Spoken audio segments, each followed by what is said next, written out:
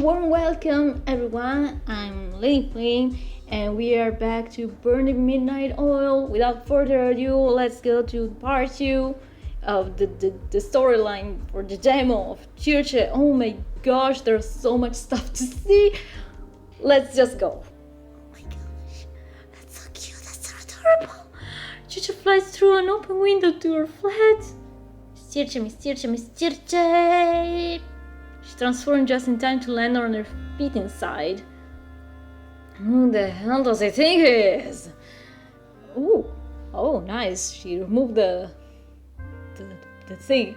Tossed around the tiny space, tearing off her clothes while cursing Abraxas in every language known to mankind. I know a few, come on, let me help. She never knew anyone more frustrating. You love it. She pulls to a stop in front of a mirror to adjust her underclothes and check her makeup. The reflection makes her pause. Sometimes I wish the mists were true and vampires didn't have reflections. She sees herself in the mirror. She can never resist picking her appearance apart. Oh gosh, girl, no. Her lips painted like colors, so her mouth will match her eyes. Like hair, she frantically restyles with every change of the season. Fun. Body that stopped aging the year she thinks she turned 22, only a few days short of 23. Wow, that's young. Tries to carry herself to show she's older than she looks, but staring herself down in the mirror, she can't help feeling hopelessly young. Oof. Oh boy, hopelessly young is such a wording that few people, I hope, can relate to, because it's not fun. In the near 100 years of her existence, she's reinvented herself dozens of times. Yeah. So why do I still look so like the girl I used to be? Well, you can't change your face, literally. Wish I could forget her, but every time I see myself, there she is. Well, she was you were her, you know. Kinda have to come to terms with the younger version of yourself. Even or the version of yourself that made bad decisions, you have to coexist. So even the version of yourself who was very hurt, kind of have to coexist and live with her. Gosh, I'm going to cry. Am I going so emotional for what? For nothing? At least she's beautiful. A small mercy. I wish I got the confidence. Too old to mope around like this. Churche picks her clothes back up, looping them back on. It's embarrassing, really, letting Abraxas shake her confidence like this. There's some catch. She smirks. Back again, I see. She's quiets her steps, sneaking around as she searches for the little intruder. Oh, the cat adopted you. Come out, wherever you are. She gets the culprit under a half-heartedly discarded. Oh, her neighbor's cat. Ellie? How do you manage to escape your owner this time, huh? She pss at Ellie, luring her from a hiding spot. She's not sure the sounds actually makes a difference. The cat just seems to really like her. Ellie. Aww. I hope there's an image of Ellie in the full game.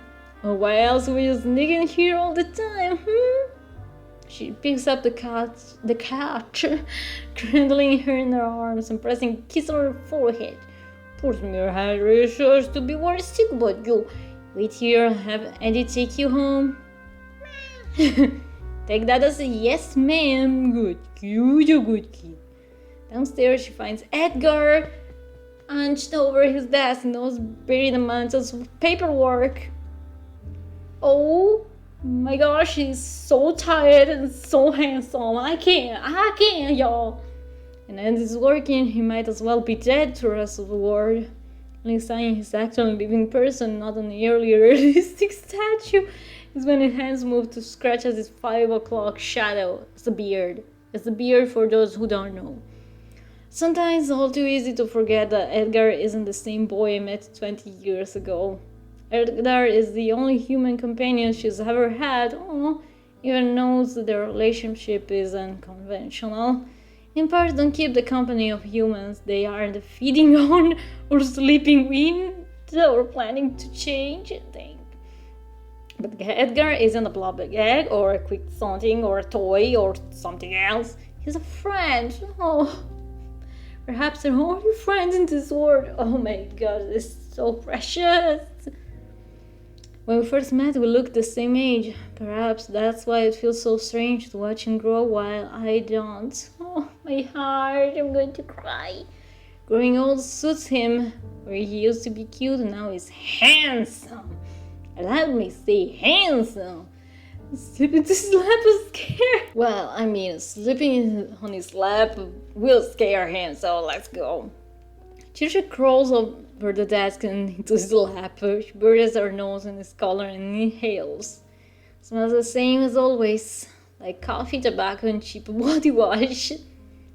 Comfortable? It's British comfortable. She's done this enough time that it barely phases him anymore, which is disappointing. Oh well, it just means she has to try a little harder to fluster him. Very comfortable. Glad one of us is. Bored, she slips out of his lap and sits on the edge of the desk instead. Never guessed what happened again to Irax messes up the job, didn't he? He was talking about Eileen, but being around of Abraxas or sours her mood. How do you know? Heard you cursing up a storm outside. Right, stink floors. Aguilar doesn't ask for details, well aware Chicha was supply them regardless. Never takes much for her to go off on another one of her rants about Abraxas and the supernatural secret force. We've been a thorn in their operations since the very start. Separate from the Supernatural Crime Division, and the SSF are an intelligence agency specialized in so-called counterterrorism. Bluntly speaking, they've been ordered to do whatever it takes to ensure that the existence of supernatural remains a secret from the larger world. It is interesting, despite manipulating the narrative, oh no, behind the scene, oh no, only stepping forward, an accident growing big enough that it threatens exposure. On occasion, they will even directly eliminate assumed threats. Yeesh. The SSF higher-ups are all mortal, but they seem supernatural like Abraxas to do the dirty field work for them. Many will insist that the SSF are unnecessarily evil. I don't know. Everyone still thinks Supernatural who joins up are sellouts.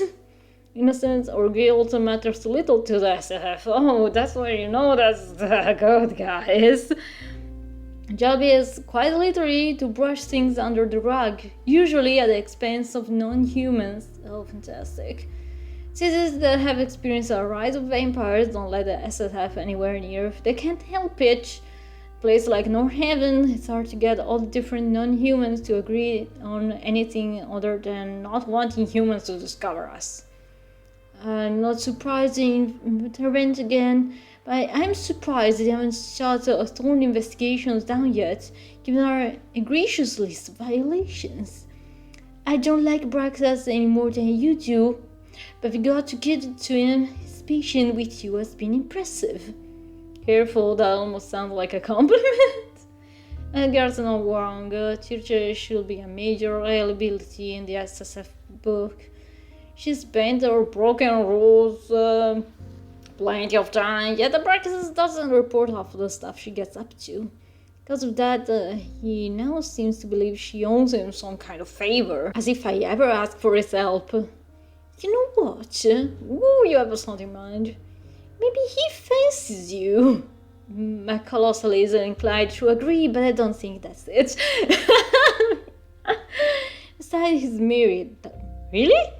But his wife passed away ages ago. Oh, that's sad. And yet, after all this time, he still hasn't taken off his wedding ring. But it's on the wrong hand. So you know, about 15 years ago, when they spoken face to face for the first time, it's been one of her first things she's noticed about him.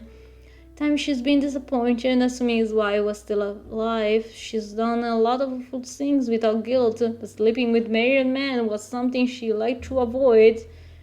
Okay, hindsight, she recognized she dodged a bullet, even if only barely. It's a long time, for a human at least, I suppose. Edgar scratches his nose bridge, giving away how nervous he is. Never fails to amuse her how easily he is to read. Well, that's quite sad, isn't it? She must have loved her very much. Must be painful missing someone that long. I guess. Children knows far too well what it feels like to mourn someone you'll never hold again. It doesn't have to mean that you love them. Oh, the Edgar wouldn't be thinking about her experience at this moment. Must be thinking about his sister. On to more fun matters. Remember what day it is?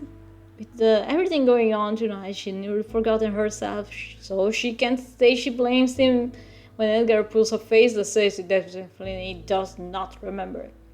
Of course I remember, it's February 19? 21? First of all, it's March. Oh dear. Is it really? Can never tell when it's raining all year round. Oh my gosh. Well, fine, I'll tell you. It's our anniversary! Yay! What? His face. It's been 20 years since the night we first met. Oh, that's something to celebrate. Yeah, let's joke about it. I don't know about you, I'm surprised we waited it this long. Not that we can agree on, wasn't one of us supposed to end the other by now? Says it lightly, but he's off serious. One of them should be, not be here anymore. Eliza's sick. Ooh, I love the effects here. Barely hiding a grin when he shoves it between lips. She just smirks back at him. It's kind of banter as long being part of their daily routine. She provokes him, he resorts with a snark, they laugh, roll their eyes, and rinse and repeat. Aww. It's so cute. It had taken a while to get here, of course. The first met, Edgar was so angry with the world, he took everything as an insult. Progress. He's mellowed over the years, gotten better at serving his anger for when it's actually warranted. Well, most of the time. I should let our client know we didn't get friendly. Blah. It's annoying, but they don't have any other option. The anonymous client was clear in the instructions. Seth must, not be alive anymore tonight, or else no reward. Seth's on the SF custody. Oh my gosh. There's no way they can get to him before the sun's up. Ugh. I just realized we'll have to return the deposit, won't we? It's the right thing to do. Can we afford to do that? I assume the answer is no. Per your request, we've taken fewer jobs but of late, so we're stretched a bit thinner than usual. If you want to feel more secure about keeping the lights on, you could take a few more cases. Or spend less on clothes. Why will I do either of those things when you're always working so hard to make sure we're a month ahead of rent? I've only got so much hair, Circe. What? And I've got so many dresses. He's pulling hair, trying to figure out how to reach the underbones. Girl heaves a sigh. Do you must say that? Just take it out on my own pay then. She nods, pleased with his quick thinking. Anyway, that can all wait till tomorrow. Let's go to the Golden Cat and celebrate our 20th. And let us use our anniversary as an excuse. We go there every night.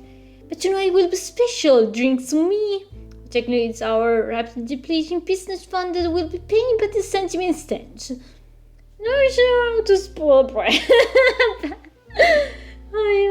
Oh, that's so funny. So that's a yes. Yeah. Alright, let me fetch my coach. I feel like I'm forgetting something important. The cat, maybe? Hello? Sure, knowing look. I know one person that knocked like that. You take it. He always answers the door. She's a vampire. Because you're so good at it. Her girl poured out his cig and walks to the door, opening to reveal. And God, thank goodness you're still here. Miss Harris, their next door neighbor, rushes inside. She's a kind old woman who thankfully never complains about the suspicious people going in and out of Thorn investigation at all hours. As their eyesight isn't what it used to be. Same goes for reading, actually.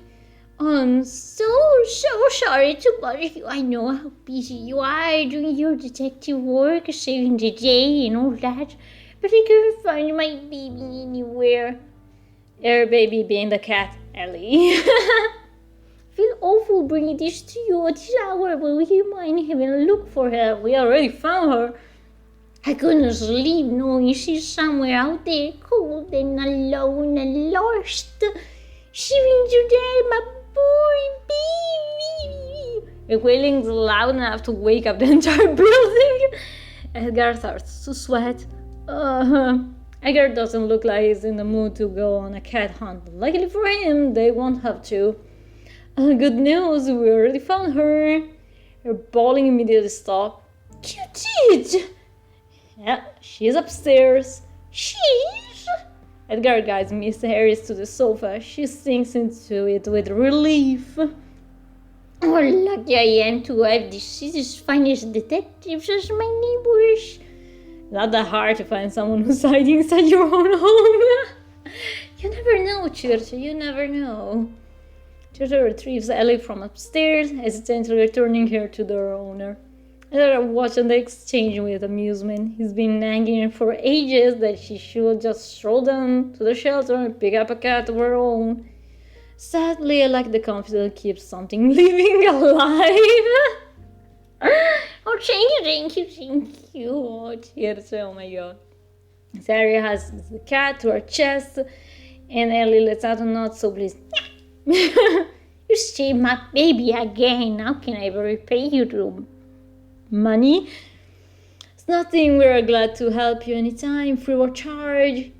Nonsense, a bit biscuits. Oh no, I love her. Bring them over tomorrow. Knowing she wouldn't be able to eat them and no good could would come from having Miss Harry lurking around less necessary, Chircha tries to tell her there's really no need. We'd love that. Thank you so much. Seriously? Lyra looks offended. I'm always serious about dessert. Very good, Mr. Thorne. It is important for growing boys to eat plenty. Good joke. The only thing Heather growing is a peaceful beard. Burn. There rubs his jaw. And for that, you need plenty of calories. Yeah, sure. Listen to the older lady. Chircha gently gets Mr. Harris up out of her chair and guides her to the door. All the way there, Miss Harris rambles about what she's going to bake tomorrow. Chircha almost had to shove her out of the door.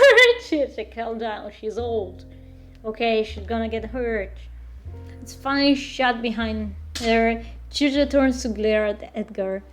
Why, it would be foolish for me to turn away free food. Anyway, with Miss Harris gone, there's only one thing left to do. Drinks. Oh, the Golden Cat is almost the polar opposite of the Elysium. All supernaturals and even a few humans who are in the know come here. As long as you keep your fangs, claws, wands, whatever you got yourself, you're welcome to pop in for a drink, whatever you have. Oh yeah, entering the pub, Chircha's eyes immediately honing one guest in particular. Oh, look, it's your little friend. Who is it? Hello? Raul, a local couple with muscle that just for show. He's sitting near the bar, nursing a beer in one hand. So I think, yeah, we'll see him in Dante's route. The other route. Don't call him that. The way you phrase it makes it sound indecent. Oh no. But he is your friend. As I checked, your only friend. Damn, girl. I have other friends. There's Richard, back in my hometown, though I haven't spoke to the Pratt in some time, or even though about him, thought about him in a while. There's you. Your friends are in we. Always blushing so much. I love it. Oh, of course. Embarrassed by how much his word meant to her, Chircha's quick to change the subject. Thankfully, Edgar doesn't seem to mind, looking more than a little flustered himself. Look at him, it's so By the way, Raul's like gay, right? What? What makes you say that? You never respond to any of my flirts. Girl, no, there are other reasons, but oh my god. Perhaps he's just not into you. Oh my god, the smile. No, he's definitely gay. Shit. She only flirts with Raul to mess with Edgar, but it still surprises her Edgar hasn't noticed his friends not into women. Is it really so obvious, or is Raul just that private? No, maybe he's private, but like, I don't know this guy. We'll see. Maybe it's easier for her to tell because she also enjoys the company of her own. Okay? For her own gender, okay. Wait, you've been flirting with him? Oh dear, oh gosh. That's what he's mulling over. I love him so much. They walk up to Raul. Edgar greets him first. Evening, Raul. Did you get off work early tonight? Edgar and Raul has an interesting friendship, if you can call it that. They meet up every few weeks, but it's never a planned thing. Just sit next to each other and chat over a few drinks, bonding over being humans in a world of supernaturals or whatever. Oh, hello, Edgar. I like this guy. Unfortunately, I'm checking it's still on the clock. Good to see you as well, Circe. Have you been? Raul nods to Circe, acknowledging her too. He's smiling, but she can't tell if it's out of politeness or is genuinely happy to see her. Sure. What about you? Are you here on official business? Anything we should look out for? Yeah. Well, she takes a look around. Where's your pup, by the way? Rare to see you without him.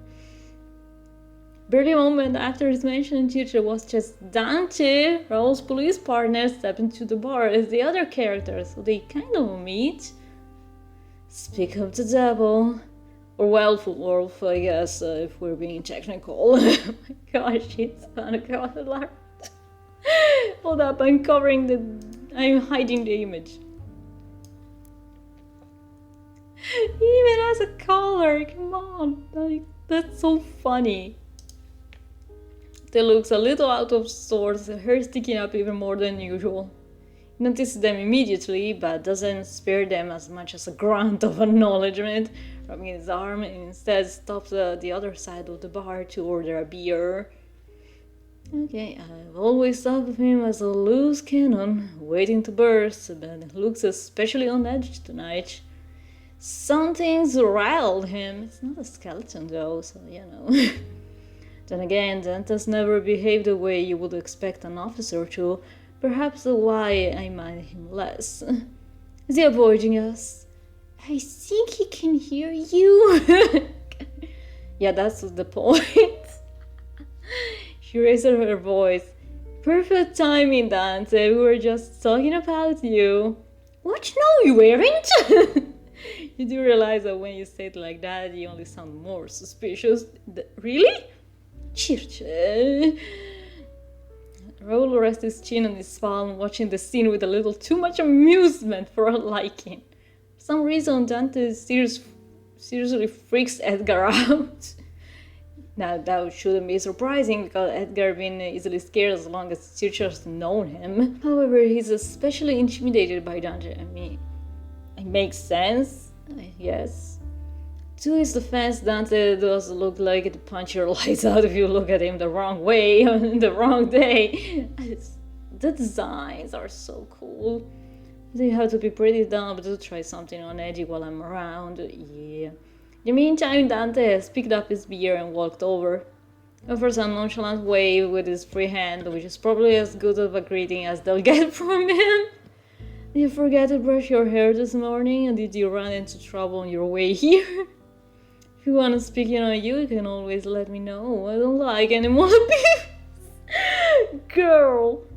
Just ran into Abraxas. Seen him recently. Being reminded of Abraxas' existence again sets a frown on her face. Oh, not really. And that the smirks, Circe knows he's getting exactly what he wanted by bringing up Abraxas. Here he and his agents were snooping around the museum that exploded, interviewing potential witnesses. A museum? An explosion? Girl, it wasn't the newspaper at the beginning of the episode. Could that be related to why Abraxas needed Seth? Yes, they'll be wandering around the city till that's sorted out, keeping an eye on things. Ugh. If you haven't run into him yet, I'm sure you will. A lot. Oh my gosh, it's so funny. Their interaction is so funny. His madness shifts to curiosity. Heard anything about that though? Not sure what you're asking me for. I haven't even got a clue what they're up to. And speaking from experience, it's better to stay that way. Actually, why do you even care? Aren't the SSF and the police supposed to stay out of each other's business as much as they can? Unless it's related to whatever that you are working on. Raul won't tell us anything, but maybe you will. You didn't give me the chance to say anything. As if you would have told me the truth if I did. Fair. Both fair. She could have forced you to. Oh girl, no. She really wanted to. She could use compulsion on either of them right now and there wouldn't be much they could do about it. Dang. Not as trickier because it's about as stubborn as one gets, but Rose's only human. She wouldn't though, not because she's squeamish about compelling either of them. She's just not curious enough, yeah. Still, if Dante will tell her anything, she'll take it. Well, since you asked so nicely. No, you suck. I don't, that's your job. Oh my gosh. Of course, the vampire sucks. Edgar, itching to get away from Dante, interrupts. Oh, well, you know, you two look busy and we're in desperate need for a drink. We'll leave you to it. But, come on, Chie, we're bothering them enough for tonight. How dare you? I'm perfectly lovely and pleasant to be around. Girl. Raul waves at Edgar. Good to see you. Good to see you, Edgar. Okay. I'm getting the names mixed up. I'm not good with names. Yes, cheers. Edgar takes her arm and she begrudgingly lets him pull her to another corner of the bar. They nab their usual seats closer to the bartender. When they drink a lot. Oh no. So it's good to have easy access. Oh no. In order to maintain some level of dignity, we agreed to never discuss exactly how much of our income goes to the Golden Cat. I don't know if that's a good idea. Bartender is swift. In a minute they have their usuals in front of them, some cocktails for Edgar and a totally non-conspicuous glass of red wine for Circe. Soon when are we going to address the elephant in the room? What elephant? Edgar sips his cocktail, raising a single brow at Circe's question. I'm talking about your addiction to sugar! Should be criminal to call that a drink. It's about 1% alcohol and 109% sugar. Not quite sure those numbers add up. Besides, what right do you have to judge anyone's choice of drink when you order the same thing every night? Why waste money on alcohol when they just spoils the taste of what I really want? Oh gosh, it's a Bloody Mary without the Mary or Earth blood. I thought alcohol enhanced the taste of blood.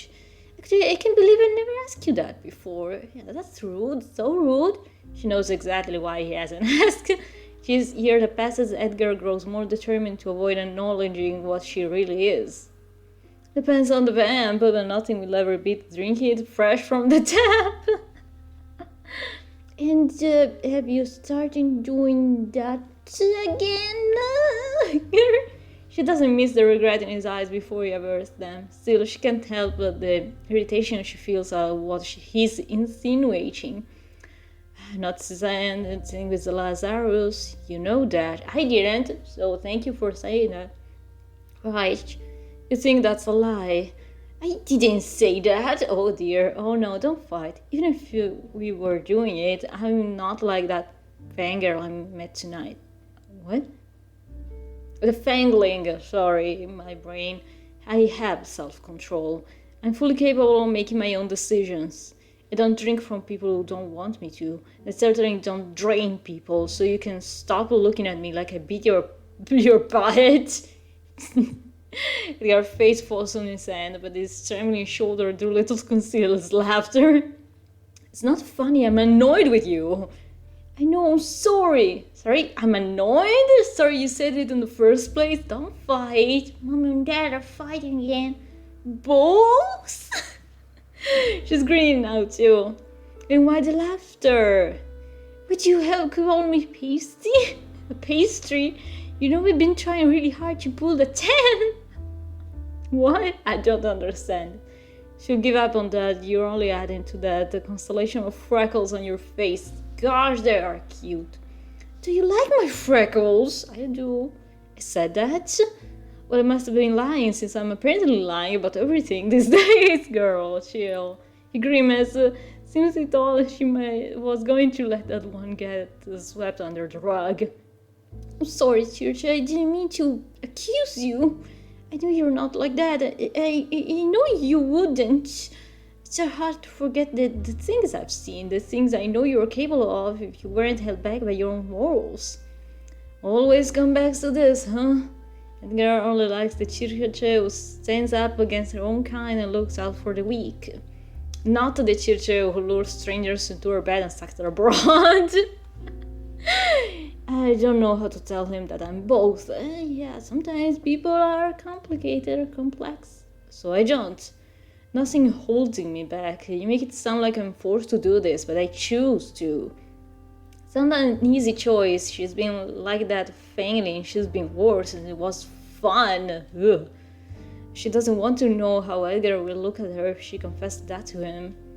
I understand. Except it doesn't. There's lies, the problem. Edgar clears his throat and puts on a smile that trembles at the corners. We're here to celebrate. We should talk about happier things, shouldn't we? Courtesy of dedicated practice, the smile she puts on herself is a lot more convincing. Right. Like you, girly choice of drink. You still on that? Hey, aside from the increased risk of diabetes, I find it cute that you have a sweet tooth. It's cute. At 42 years old, being described as cute is no longer very flattering, but it is flattering. Come on. Wait a second. Press a finger to his lips, then motion to the radio playing in the corner. The news is on. Local authorities have stated a gas leak caused the explosion at the museum last night. Beanwood Museum, that's where Dante says the SF were digging around, right? The museum's door will remain closed to the public till repairs on the private wing are completed. Blah blah blah blah blah. Among other news, the body of 23-year-old Jane Stewart was found last night. Earlier this month, Miss Stewart was reported missing. Oh my god. Have human news always been this boring? Yeah.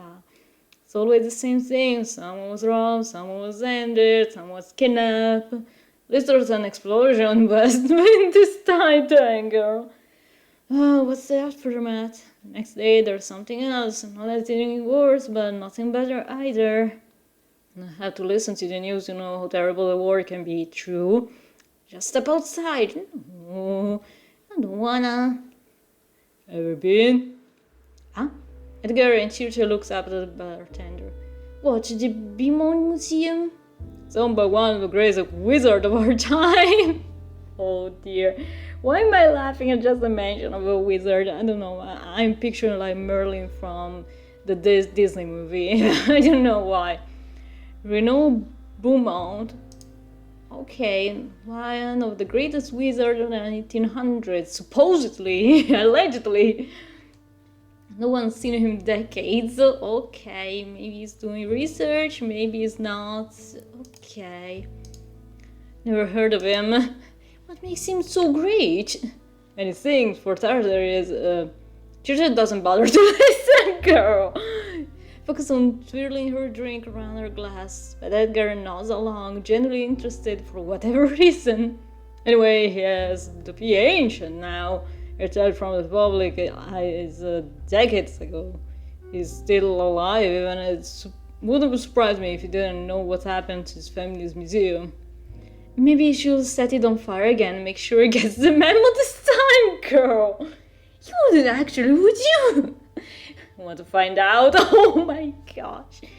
Oh, you have an annoying habit of doing the opposite of what I ask of you, so no comment. The bartender leaves to serve another customer. Edgar starts patting his pockets. Blocks them all out. Don't hold yourself back on my account. The corner shop should still be open. Sure you don't mind me leaving you alone? The corner shop. It's already climbed up his feet. I think I'll leave, or at least not die. Again? Oh dear. I'll be back in no time. And it's gone. Sugar, coffee, cigs. Humans sure have a lot of stupid vices. Listen, I'd rather be addicted to coffee than other bad things. You stare down at her drink, and then mine are better. Just, come on. She sips slowly, letting her eyes roam the room. She's not sure where the composure will come from. Not if she'll discover anything new. It's always the same old faces. No, wait. She is definitely new. Ooh. Oh, hello there. Chicha meets eyes with a woman at the far end of the pub. Beauty is no stranger to churches. You've seen it in many faces, many bodies, even a few hearts. But this woman is just beautiful. She is breathtaking. One smiles. Oh my gosh, she's so pretty. Churchill feels compelled to return the smile. Ooh, smile back. Come on. Churchill returns the smile, but looks back down at their drink just as quickly.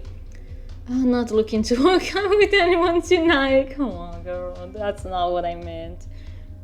Though that's a bit presumptuous of her. Maybe the woman was just being nice. Yeah. Style you have, girl. Oh my gosh. I'm really looking for nice either. Oh my gosh. Wait. Churchill's head snaps up, but the woman is already gone. Nowhere to be seen. Only in her absence does Churchill realize that she couldn't detect what the woman was.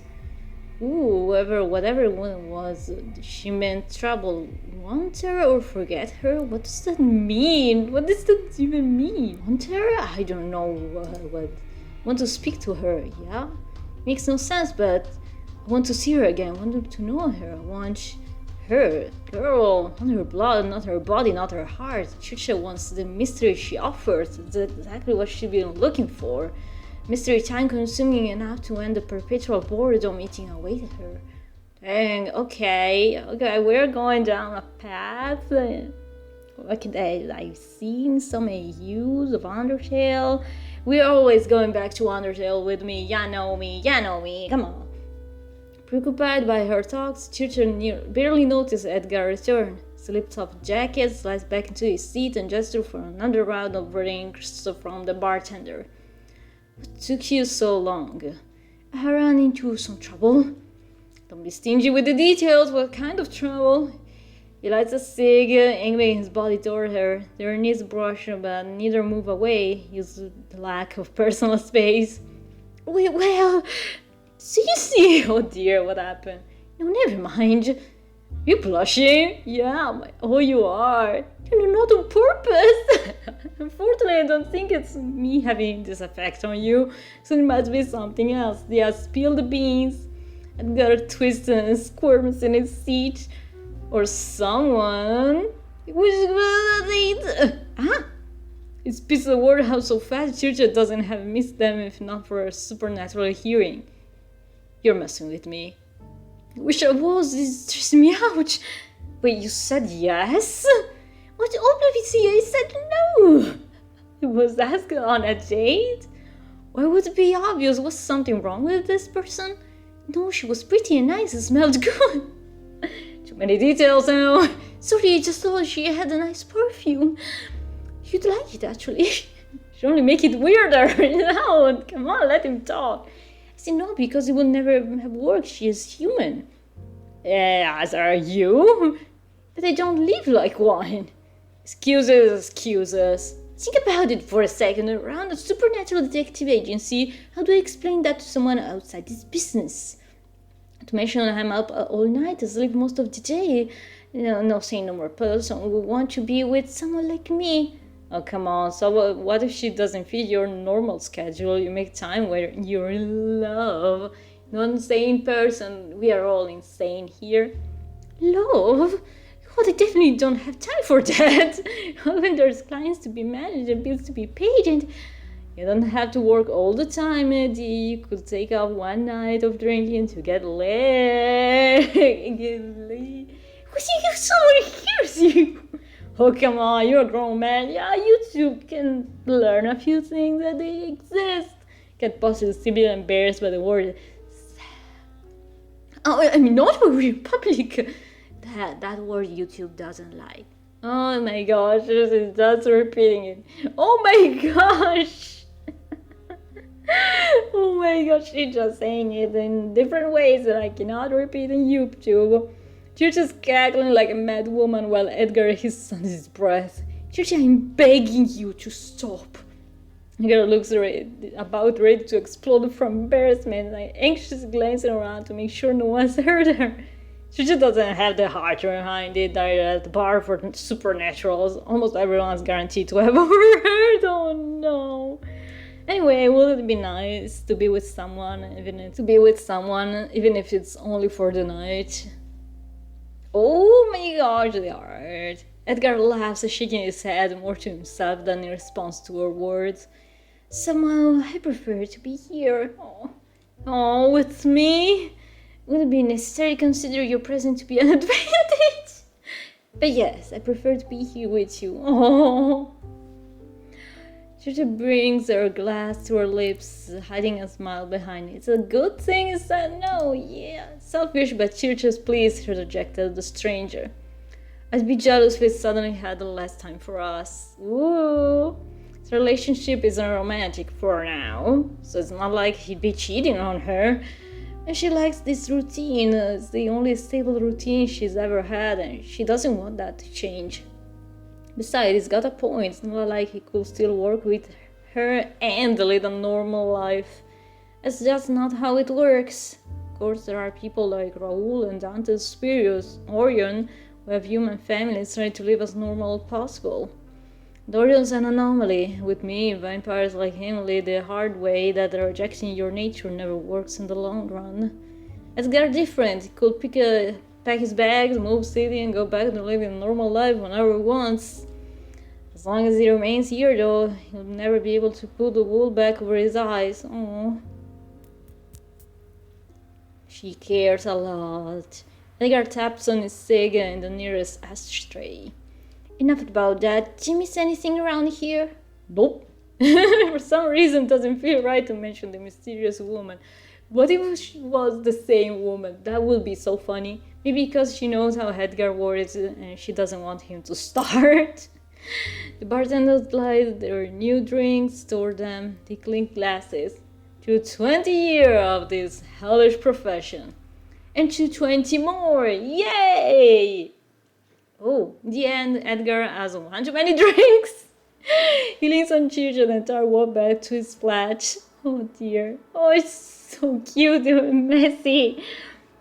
He stopped then she stopped when they reached his building. He's never invited her upstairs before. She dubbed any different night. You'll make it upstairs on your own? Oh, why wouldn't I? He pushes off her and stumbles up the stairs to the entrance. Most to fall over several times, but by some miracle managed to reach the door without breaking his bones. He hiccups. I'm perfectly fine. Right. See you tomorrow night. He waves her goodbye and she waves back. Good night, or good morning. She waits until he's safely inside the building. Chances are low he'll die on his way up the lift, so Chichi begins to stroll back on her own flat. She walks at a leisurely pace, like the threat of the rising sun won't be upon her any moment now. Oh dear. Her slow pace might delay the inevitable day. Oh dear. Oh gosh, you just stop with those thoughts. Okay. Chichi stripped down to underwear. Her one-bedroom flat has no bed, only a sofa, so that's where she lies down. Okay. So the sun slowly rises, and the world Chichi will never get to be a part of again wakes up. Oh, she stares up at the ceiling, trying not to think about the growing resentment she feels every time she has to hide away from the sun. I didn't always hate daytime. When her common sense returns after a failing year, Churchill had found that the day offered endless opportunities for self-improvement. She read novels, she meditated, she brushed up on her history, learned martial arts, studied different languages, read some more, slept with all kinds of people when people who didn't really identify as either. Half of the time she didn't faint on them. She liked to cuddle in bed afterwards, basking in their heat. Oh, that's so cute. Films became a thing. She found herself obsessing with cinema. Lived hundreds of different lives through the stories of others. Oh, like everything else, it soon got dull. Hiding herself in escapism to distract herself from her own thoughts. Sometimes the only thing you can do if you don't have therapy, literally she can't be bothered to do much of anything anymore. Oh no. Is this all there is to eternity? Another cycle of wanting and no longer wanting? Forever falling in and out of love with what once meant the world to you? That's terrifying. That's all. Oh. She shut her eyes. She pretends hard enough. She can almost imagine she's dreaming. Oh, where do her dreams bring her today? Mystery Woman Praxis or Edgar. Ooh, this is so cool. Okay, I'm going to end this episode here. I want to see all three of these. Okay, so next episode I'm going to look at all of them.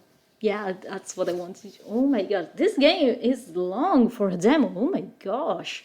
How long is this video? I'll probably have to cut it in two. But I hope you all enjoyed. And yeah, feel free to yell at me for this cliffhanger. But I'll get the video out soon enough. For now, I'll see you all next time. Bye!